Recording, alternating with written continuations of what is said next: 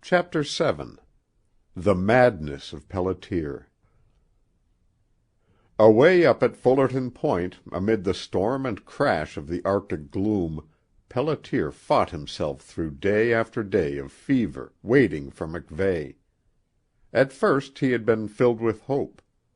That first glimpse of the sun they had seen through the little window on the morning that Billy left for Fort Churchill had come just in time to keep reason from snapping in his head. For 3 days after that he looked through the window at the same hour and prayed moaningly for another glimpse of that paradise in the southern sky. But the storm through which Isobel had struggled across the Barren gathered over his head and behind him, day after day of it, rolling and twisting and moaning with the roar of the crackling fields of ice, bringing back once more the thick death gloom of the Arctic night that had almost driven him mad. He tried to think only of Billy, of his loyal comrade's race into the South, and of the precious letters he would bring back to him, and he kept track of the days by making pencil marks on the door that opened out upon the gray and purple desolation of the Arctic Sea. At last there came the day when he gave up hope. He believed that he was dying. He counted the marks on the door and found that there were 16. Just that many days ago Billy had set off with the dogs. If all had gone well, he was a third of the way back, and within another week would be home. Pelliter's thin, fever-flushed face relaxed into a wan smile as he counted the pencil marks again. Long before that week was ended he figured that he would be dead. The medicines and the letters would come too late, probably 4 or 5 days too late. Straight out from his last mark he drew a long line, and at the end of it added in a scrawling, almost unintelligible hand, "Dear Billy, I guess this is going to be my last day." Then he staggered from the door to the window. Out there was what was killing him: loneliness, a maddening desolation, a lifeless world that reached for hundreds of miles farther than his eyes could see. To the north and east there was nothing but ice, piled up masses and grinning mountains of it, white at first, of a somber gray farther off, and then purple and almost black. There came to him now the low, never-ceasing thunder of the undercurrents fighting their way down from the Arctic Ocean, broken now and then by a growling roar as the giant forces sent a crack, like a great knife, through one of the frozen mountains. He had listened to those sounds for 5 months, and in those 5 months he had heard no other voice but his own and MacVeigh's and the babble of an Eskimo. Only once in 4 months had he seen the sun, and that was on the morning that MacVeigh went south. So he had gone half mad. Others had gone completely mad before him. Through the window his eyes rested on the 5 rough wooden crosses that marked their graves. In the service of the Royal Northwest Mounted Police they were called heroes. And in a short time he, Constable Pelliter, would be numbered among them. MacVeigh would send the whole story down to her, the true little girl 1,000 miles south, and she would always remember him, her hero, and his lonely grave at Point Fullerton, the northernmost point of the law. But she would never see that grave. She could never come to put flowers on it, as she put flowers on the grave of his mother. She would never know the whole story, not a half of it, his terrible longing for a sound of her voice, a touch of her hand, a glimpse of her sweet blue eyes before he died. They were to be married in August, when his service in the Royal Mounted ended. She would be waiting for him, and in August or July word would reach her that he had died. With a dry sob he turned from the window to the rough table that he had drawn close to his bunk. and for the 1000th time he held before his red and feverish eyes a photograph. It was a portrait of a girl, marvelously beautiful to Tommy Pelliter, with soft brown hair and eyes that seemed always to talk to him and tell him how much she loved him. And for the 1000th time he turned the picture over and read the words she had written on the back. "My own dear boy, remember that I am always with you, always thinking of you, always praying for you. And I know, dear, that you will always do what you would do if I were at your side." "Good Lord!" groaned Pelliter. "I can't die. I can't. I've got to live, to see her." He dropped back on his bunk, exhausted. The fires burned in his head again. He grew dizzy, and he talked to her, or thought he was talking, but it was only a babble of incoherent sound that made Kazan, the one-eyed old Eskimo dog, lift his shaggy head and sniff suspiciously. Kazan had listened to Pelliter's deliriums many times since MacVeigh had left them alone, and soon he dropped his muzzle between his forepaws and dozed again. A long time afterward he raised his head once more. Pelliter was quiet. But the dog sniffed, went to the door, whined softly, and nervously muzzled the sick man's thin hand.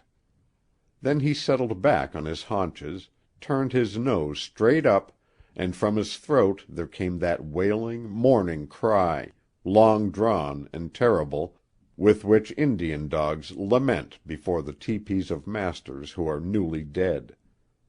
The sound aroused Pelliter. He sat up again, and he found that once more the fire and the pain had gone from his head. "Kazan, Kazan," he pleaded weakly. "It isn't time yet." Kazan had gone to the window that looked to the west, and stood with his forefeet on the sill. Pelliter shivered. "Wolves again," he said. "Or maybe a fox." He had grown into that habit of talking to himself, which is as common as human life itself in the far north, where one's own voice is often the one thing that breaks a killing monotony. He edged his way to the window as he spoke and looked out with Kazan. Westward there stretched the lifeless barren, illimitable, and void, without rock or bush, and overhung by a sky that always made Pelliter think of a terrible picture he had once seen of Doré's Inferno. It was a low, thick sky, like purple and blue granite, always threatening to pitch itself down in terrific avalanches, and between the earth and this sky was the thin, smothered world which MacVeigh had once called God's insane asylum. Through the gloom, Kazan's one eye and Pelliter's feverish vision could not see far, but at last the man made out an object toiling slowly toward the cabin. At first he thought it was a fox, and then a wolf, and then, as it loomed larger, a straying caribou. Kazan whined. The bristles along his spine rose stiff and menacing.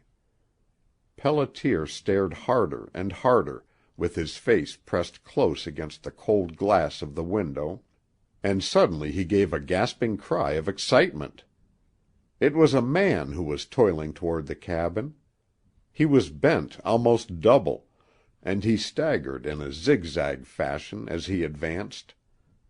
Pelliter made his way feebly to the door, unbarred it, and pushed it partly open. Overcome by weakness, he fell back, then on the edge of his bunk. It seemed an age before he heard steps.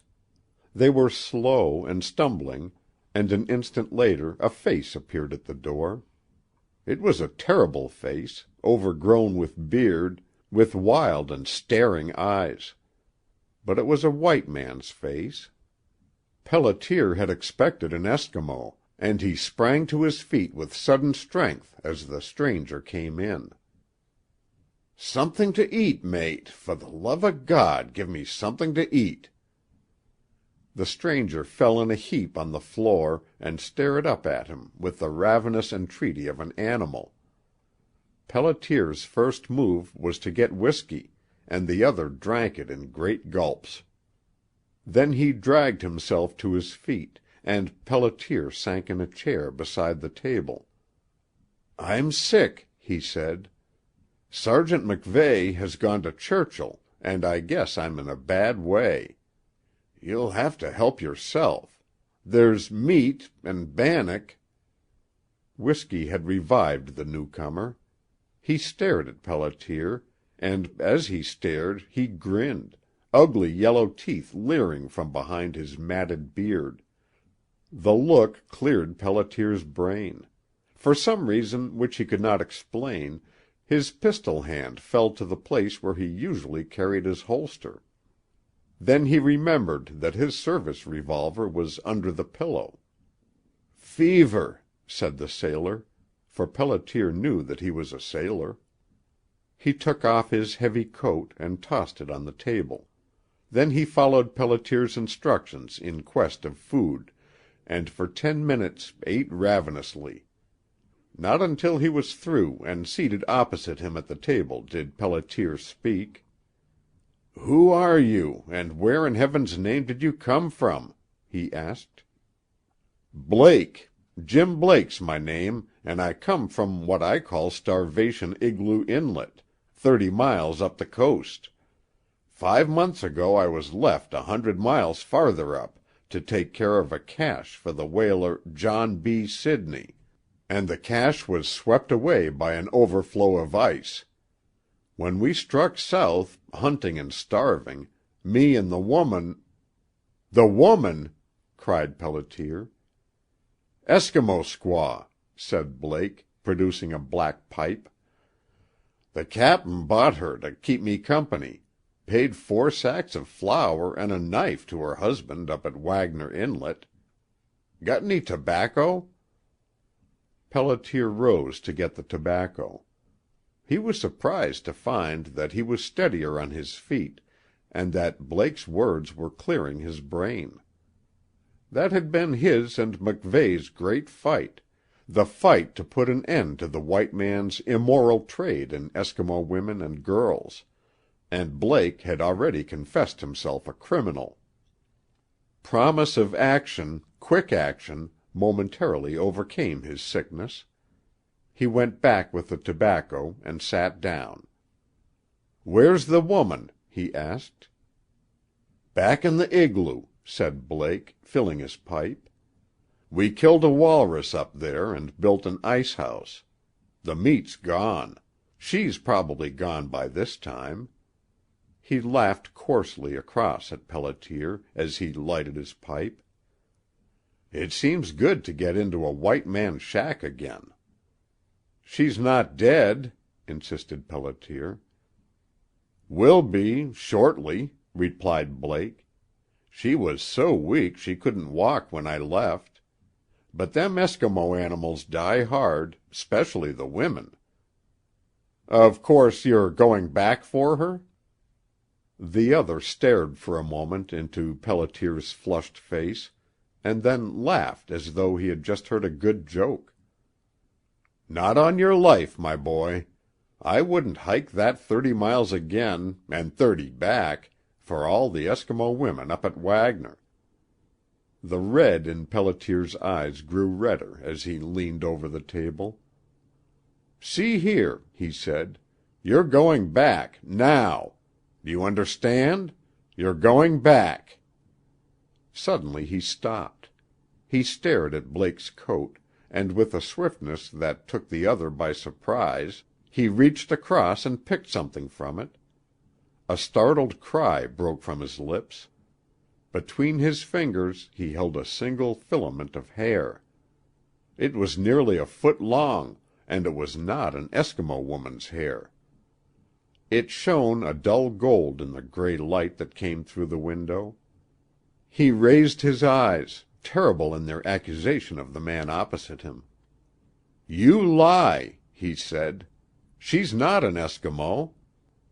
Blake had half risen, his great hands clutching the ends of the table, his brutal face thrust forward, his whole body in an attitude that sent Pelliter back out of his reach.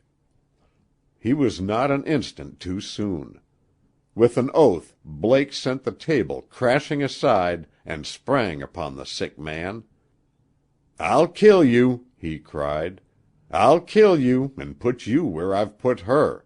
And when your pard comes back, I'll—" His hands caught Pelliter by the throat, but not before there had come from between the sick man's lips a cry of "Kazan! Kazan!" With a wolfish snarl the old one-eyed sledge dog sprang upon Blake, and the three fell with a crash upon Pelliter's bunk. For an instant Kazan's attack drew one of Blake's powerful hands from Pelliter's throat, and as he turned to strike off the dog, Pelliter's hand groped out under his flattened pillow. Blake's murderous face was still turned when he drew out his heavy service revolver.